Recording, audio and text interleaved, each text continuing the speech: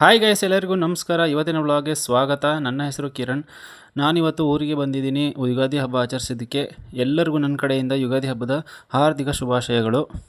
ನಾನಿವತ್ತು early morning ಬೇಗ ಎದ್ದು ಬೆಂಗಳೂರಿಂದ ಮನೆಗೆ ಬಂದೆ.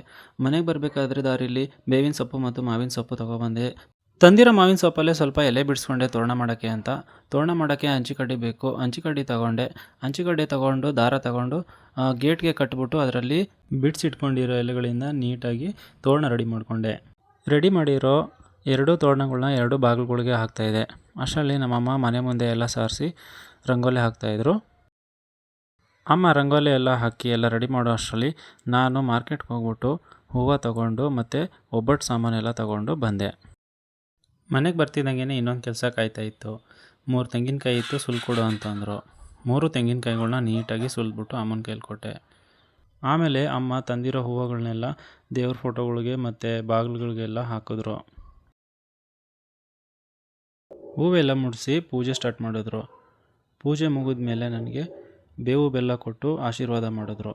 ಪೂಜೆ ಎಲ್ಲ ಮುಗೀತು, ಬೇವು ಬೆಲ್ಲ ತಿಂದಾಯಿತು. ಈಗ ನೆಕ್ಸ್ಟ್ ಏನು ಬಾಕಿ?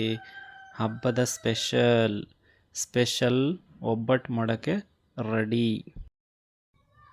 ಅಮ್ಮ ಒಬ್ಬಟ್ಟು ಮಾಡೋ ಅಷ್ಟರೊಳಗಡೆ ನಾನು ಮೈಗೆಲ್ಲ ಹರಳೆಣ್ಣೆ ಹಚ್ಕೊಂಡು ಆಚೆ ಬಿಸಿಲಲ್ಲಿ ಸ್ವಲ್ಪ ಹೊತ್ತು ಓಡಾಡಿಕೊಂಡು ಪಟ ಅಂತ ಸ್ನಾನ ಮಾಡ್ಕೊಂಡು ಬಂದೆ. ಸ್ನಾನ ಮಾಡ್ಕೊಂಡ್ಬಂದು ನೋಡ್ತಿದ್ದಂಗೆ ಅಮ್ಮ ಒಬ್ಬಟ್ಟು ರೆಡಿ ಮಾಡ್ತಾ ಇದ್ದರು. ಬಿಸಿ ಬಿಸಿ ಒಬ್ಬಟ್ಟು ರೆಡಿ ಆಗ್ತಾ ಇತ್ತು. ನಾನು ಸೈಡಲ್ಲಿ ಹೆಸರುಬೇಳೆ ಇಟ್ಟಿದ್ರು, ಅದಕ್ಕೆ ನಿಂಬೆಹಣ್ಣು ಕಿವುಚ್ಬಿಟ್ಟು ಸ್ವಲ್ಪ ಉಪ್ಪಾಗಿ ಮಿಕ್ಸ್ ಮಾಡಿ ರೆಡಿ ಮಾಡ್ತಾ ಇದೆ. ಹೆಸರುಬೇಳೆನೂ ರೆಡಿ ಆಯಿತು, ಒಬ್ಬಟ್ಟು ರೆಡಿ ಆಯಿತು. ಈಗ ಬ್ಯಾಟಿಂಗ್. ತಟ್ಟೆ ತಗೊಂಡೆ, ಒಬ್ಬಟ್ಟು ಹಾಕ್ಕೊಂಡೆ, ಹೆಸರುಬೇಳೆನೂ ಹಾಕ್ಕೊಂಡೆ, ಒಬ್ಬಟ್ಟು ಮೇಲೆ ಬಿಸಿ ಬಿಸಿ ತುಪ್ಪ. ಈಗ ಮ್ಯಾಮ್ ಮ್ಯಾಮ್ ಮ್ಯಾಮ್ ಮ್ಯಾಮ್ ಮ್ಯಾಮಿ. ಒಬ್ಬಟ್ಟು ಮಾತ್ರ ಸೂಪರಾಗಿತ್ತು. ಸೂಪರಾಗಿ ಒಬ್ಬಟ್ಟು ಮಾಡಿರೋ ಮಮ್ಮಿಗೊಂದು ಥ್ಯಾಂಕ್ಸ್. ನನ್ನ ವ್ಲಾಗ್ನ ಇಲ್ಲಿವರೆಗೂ ಸಮಾಧಾನವಾಗಿ ನೋಡಿರೋ ನಿಮಗೂ ಥ್ಯಾಂಕ್ಸ್. ಮತ್ತು ಲೈಕ್ ಮಾಡಿ ಗೈಸ್. ಬಾಯ್.